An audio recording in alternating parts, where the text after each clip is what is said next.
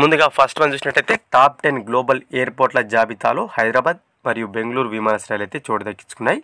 బెంగళూరు వచ్చేసి 3వ స్థానంలో ఉంటే హైదరాబాద్ వచ్చేసి 2వ స్థానంలో నిలిచింది. అదేవిధంగా కోల్కతాలోని నేతాజీ సుభాష్ చంద్రబోస్ విమానాశ్రయం ఏదైతుందో ఇది 9వ స్థానంలో నిలిచింది. ఇక ఫస్ట్ ప్లేస్లో చూసుకున్నట్టయితే అమెరికాలోని మిన్నియాపోలిస్ సెయింట్ ఇంటర్నేషనల్ ఎయిర్పోర్ట్ అనేది టాప్ 1లో నిలిచింది.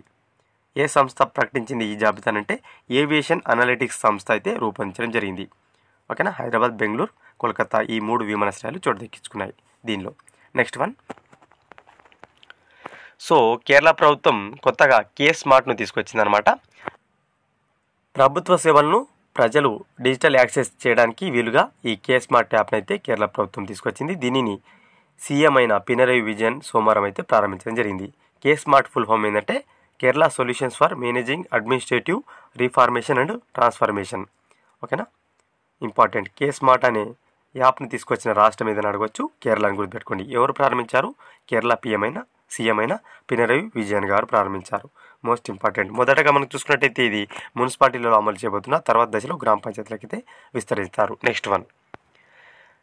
దేశంలోనే బెస్ట్ పోలీస్ స్టేషన్గా రాజేంద్ర నగర్. సో మనకు రంగారెడ్డి జిల్లాలోని Rajendra Nagar police station best police స్టేషన్గా నిలిచింది దేశంలో. మొత్తంగా 17,000 పోలీస్ స్టేషన్లలోనే తెలంగాణకు మొదటి స్థానం వచ్చింది. మనకు ఈ నెల 5న అంటే జనవరి 5న అవార్డు అయితే అందజేయబోతున్నారు. ఎవరు? కేంద్ర హోం శాఖ మంత్రి అయిన అమిత్ షా. చాలా చాలా ఇంపార్టెంట్. ఓకేనా, గుర్తుపెట్టుకోండి. దేశంలోనే ఉత్తమ పోలీస్ స్టేషన్ అవార్డు పొందిన తెలంగాణ పోలీస్ స్టేషన్ ఏదైనా అడిగితే రాజేంద్ర నగర్ పోలీస్ స్టేషన్ అని గుర్తుపెట్టుకోండి.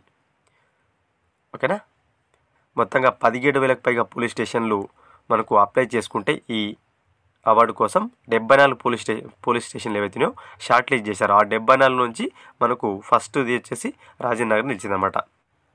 నెక్స్ట్ వన్ చూసినట్టయితే మొగసేసి అవార్డును తిరిగి ఇచ్చేసిన సందీప్ పాండే. సో మనకు ఏదైతే గాజా పైన ఇజ్రాయెల్ చేస్తున్న దాడులకు అమెరికా మద్దతు ఇస్తున్న నేపథ్యంలో ఈ సందీప్ పాండే అనే వ్యక్తి మొగసేసి అవార్డును అయితే తిరిగి ఇవ్వడం జరిగింది. సో ఇతనికి 2002లో అయితే ఈ అవార్డు అయితే రావడం జరిగింది అనమాట. యాక్చువల్గా మనకు అమెరికాకి చెందిన ఫోర్డ్ ఫౌండేషన్ అయితే ఈ మొగసేసి అవార్డు అయితే ఇస్తుంది. అయితే ఇజ్రాయెల్ గాజా పైన దాడి చేస్తుంది కదా, ఈ క్రమంలోనే అతను ఈ అవార్డును తిరిగి ఇచ్చేస్తున్నట్టయితే తెలపడం జరిగింది. అదేవిధంగా అమెరికా యూనివర్సిటీ నుంచి వచ్చిన 2 MS డిగ్రీలు కూడా అతను వాపస్ చేస్తున్నట్టు తెలపడం జరిగింది. చాలా చాలా ఇంపార్టెంట్. ఇటీవల మొగసేసి అవార్డును తిరిగి ఇచ్చేసిన వ్యక్తి ఎవరని అడగవచ్చు? సందీప్ పాండే. ఓకేనా, దేనికోసం ఇవ్వడం జరిగింది? గాజా పైన ఇజ్రాయెల్ చేస్తున్న దాడులకు అమెరికా మద్దతు ఇస్తున్నందుకు గాను నిరసనగా ఈ నిర్ణయం అయితే అతను తీసుకున్నాడు. ఎప్పుడు వచ్చింది అతనికి అవార్డు? 2002లో వచ్చింది. ఓకేనా, ఏ సంస్థ మరి ఇస్తుంది ఈ మొగసేసి అవార్డు అంటే ఫోర్డ్ ఫౌండేషన్. నెక్స్ట్ వన్ చూసినట్టయితే మనకు మహిళలపైన నేరాలకు సంబంధించి మొత్తంగా 2023లో 28,811 ఫిర్యాదులు అందినట్లు మనకు జాతీయ మహిళా కమిషన్ అయితే వెల్లడించిందనమాట గణాంకాలను. 2023 ఇయర్కి సంబంధించి ఇన్ని ఫిర్యాదులు అయితే రావడం జరిగింది.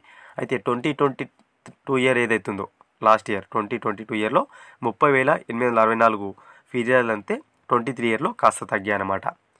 ఎవరు వెల్లడించారు? జాతీయ మహిళా కమిషన్ NCW. ఓకేనా, ఇందులో మనకు చూసుకున్నట్టయితే వేధింపులతో కూడిన గౌరవ హక్కు కేటగిరీలో 8,500 ఫిర్యాదులు అందితే గృహహింస కింద 6,274 ఫిర్యాదులు అందాయి. ఓకేనా, వరకట్న వేధింపులపైన 4,797 కేసులు అందితే వేధింపులపైన 2,349, లైంగిక వేధింపుల కింద 805 ఫిర్యాదులు అయితే అందడం జరిగింది.